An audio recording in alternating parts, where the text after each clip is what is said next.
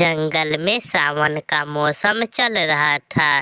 कई दिनों से बारिशें लगी हुई थी। सभी पक्षी अपने अपने घरों में बैठे बारिश का आनंद ले रहे थे। गोरी कौवी और कालू कौवा भी उसी जंगल में रहते थे। कालू, वे कालू, मुझे जोरों की भूख लगी है। जाओ और मेरे लिए कुछ खाने को लेकर आओ। इसका पेट तो कुआं है जो भरता ही नहीं। कभी मुझे आराम से बारिश नहीं देखने देती। अच्छा अच्छा, जाता हूँ, अगर कुछ मिल गया तो ले आता हूँ। ऐसा कहते हुए कालू कौवा अपने घर से निकलता है। थोड़ी दूर उसे किसी घर से स्वादिष्ट भोजन बनने की धीमी धीमी खुशबू आती है। कालू कौवा खुशबू का पीछा करते करते एक घर के पास जाता है। वह खिड़की पे बैठकर देखता है। वह घर रानो चिड़िया का था। रानो चिड़िया अपने बच्चों के लिए बारिश के मौसम में गरम गरम खिचड़ी बना रही थी। खिचड़ी देखकर कौवे से रहा नहीं जाता। वह रानो चिड़िया से कहता है, चिड़िया चिड़िया, मुझे भी थोड़ी सी खिचड़ी दे दो। मम्मा मम्मा, कौवा आ गया, कौवा आ गया, वह फिर से हमारी खिचड़ी चुरा लेगा। मम्मा, इसे भगाए यहाँ से। पिछली बार भी कालू कौवा अंकल हमारी सारी खिचड़ी छीन कर खा गए थे। चल भाग यहाँ से काले कौवे, मेरे बच्चे तुम्हारे शक्ल देखकर डर जाते हैं। ये सुनकर कालू कौवा थोड़ा शर्मिंदा तो होता है, मगर खिचड़ी की खुशबू से उसके मुंह में पानी आ रहा था। नहीं नहीं, मैं इतना डरावना भी नहीं हूँ। मैं तो आपको बताने आया था कि मेरी पत्नी आज शाम चाय पकौड़ा बनाएगी। मुझे उसी ने भेजा है कि मैं सब पक्षियों को बताऊं कि हमने आज सारे पक्षियों की दावत रखी है अपने घर में। चाय पकौड़ा का सुनकर कुकू और गुड़िया बहुत खुश होते हैं। चाय पकौड़ा मैं भी खाऊंगी, मैं भी खाऊंगी चाय पकौड़ा। मैं भी खाऊंगा। हाँ हाँ बच्चों, क्यों नहीं। चाय के साथ गरम गरम पकौड़े और साथ में पुदीने और मिर्ची के चटनी। कौवा तो बहुत अच्छा हो गया है। मैं थोड़ी सी खिचड़ी कौवे को दे देती हूँ। ऐसा सोचते हुए चिड़िया कौवे से कहती है, अच्छा ही हुआ कौवे जो तुम्हारी पत्नी आज चाय पकौड़े बना रही है। मेरे बच्चों को चाय के साथ पकौड़े बहुत पसंद है। मम्मा, थोड़ी सी खिचड़ी कौवे अंकल को दे दे। कितने अच्छे हैं अंकल कौवा। फिर चिड़िया कौवे को थोड़ी सी खिचड़ी एक प्याले में डालकर दे देती है, जिसे उठाकर कौवा झट से वहां से भाग जाता है। बेरी के पेड़ पर बैठकर कौवा मजे मजे से खिचड़ी खाता है। खिचड़ी बहुत स्वादिष्ट थी, इसलिए कालू कौवा सारा खिचड़ी ही खा लेता है। वाह वाह वाह रे कालू, तुमने तो आज चिड़िया को उल्लू ही बना दिया। चाय पकौड़ा बड़ी आई चाय पकौड़ा खाने वाली। कालू कौवा हंस रहा था कि अचानक उसे अपनी पत्नी गोरी कौवी की ख्याल आती है। मैं भूल गया, मैं तो घर से अपनी पत्नी के लिए भोजन लेने आया था। चलो कोई बात नहीं, अब किसी और को उल्लू बनाता हूँ। ये सोचकर कौवा फिर से उड़ता है। आसमान में गहरे बादल थे। जंगल में बहुत शांति थी। बारिश की आवाज के साथ साथ पक्षियों की आवाज से ऐसा लग रहा था जैसे कोई संगीत गा रहा हो। कौवा भी उड़ते उड़ते एक घर के पास जाकर रुक जाता है।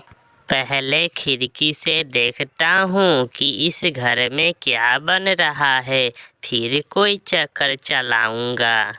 कौवा खिड़की में से देखता है। वह घर टोंटा और टोंटी का था। टोंटा और टोंटी अपने सामने लाल अमरूद रखकर बैठे हुए थे। पहले आप खाएं। नहीं नहीं डार्लिंग, पहले आप खाएं। नहीं, पहले आप। रुको रुको, मैं कुछ कहना चाहता हूँ।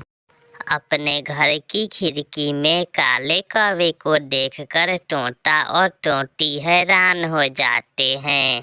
बेशरम, ऐसे किसी के घर में खिड़की से नहीं झांकते। मेरी बात तो सुने, मैं तो आपको आमंत्रण देने आया हूँ। आज मेरी पत्नी ने मीठे फलों का हलवा बनाया है। आप शाम होते ही मेरे घर में आ जाना। मैंने सारे पक्षियों को बता दिया है। आज शाम हम सब मिलकर मेरे घर में पार्टी करेंगे। टोंटे को तो मीठे फलों का हलवा कुछ ज्यादा ही पसंद था, इसलिए टोंटा कौवे से कहता है, ऐसे मौसम में मीठे हलवे और वो भी फलों के। यार कौवे, कौन कौन से फल डाल रहे हो हलवे में? सेब, अंगूर, आम सब ले आया हूँ मैं। अब मैं जंगल के उस पार पका हुआ अमरूद लेने जा रहा हूँ। कौवा ऐसे झूठ बोलता है। जंगल के उस पार जाने की कोई ज़रूरत नहीं है तुम्हें कौवे। ये अमरूद है ना, ये अमरूद तुम ले जाओ। हम शाम को मीठे फलों का हलवा ही खा लेंगे। लाओ लाओ, जल्दी करो, अब तो मीठे फलों के हलवे का स्वाद और भी बढ़ जाएगा। टोंटा वह अमरूद कौवे को दे देता है। कौवा वह अमरूद लेकर वहाँ से भाग जाता है। कालू जी, ये अमरूद तो बहुत मीठा है। ऐसी बारिश में तुम्हें कहाँ से मिला ये अमरूद? कालू कहते हैं मुझे, कालू। ऐसा कहते हुए कालू कौवा अपनी पत्नी को सारी बात बताता है। मीठे हलवे का सुनकर टोंटे के चोंच से पानी टपकने लगा और चिड़िया ने जब चाय के साथ पकौड़े का सुना तो मुझे जल्दी से खिचड़ी दे दी। हे बहुत शैतान हो तुम। ऐसा कहते हुए गोरी कवि मजे मजे से वह अमरूद खाने लगती है। शाम होते ही चिड़िया अपने बच्चों को साथ लेकर कौवे के घर की तरफ जाती है। वहाँ टोंटा और टोंटी कौवे के घर के बाहर बैठे हुए थे। मीठू, आप दोनों, आप यहाँ क्या करने आए हैं? हम तो कौवे के घर दावत पर आए हैं। आज कौवे ने मीठे फलों का हलवा बनाया है। क्या? आज कालू कौवे ने मेरी भी दावत की है और मेरे लिए उसकी पत्नी ने चाय के साथ पकौड़े बनाई है। कौवे खिड़की से सब सुन रहे थे मगर जल्दी से अपने घोंसले में छुप जाते हैं। चिड़िया दस्तक देती है। टोंटा बार बार दरवाजे पर दस्तक देता है मगर अंदर से कोई जवाब नहीं आता। चलो बच्चों, कौवे ने हमें फिर से उल्लू बना लिया। और हमें भी अच्छे अच्छे टोंटों को उल्लू बना दिया कौवे ने और मेरा मीठा अमरूद खा गया कौवा। ऐसे चिड़िया अपने बच्चों को लेकर वहाँ से चली जाती है और टोंटा अपने टोंटी से कहता है, चलो टोंटी, अब फिर से कहीं और जाकर अमरूद ही ढूंढते हैं। ये सुनकर कौवे अपने शैतानी पर बहुत खुश होते हैं।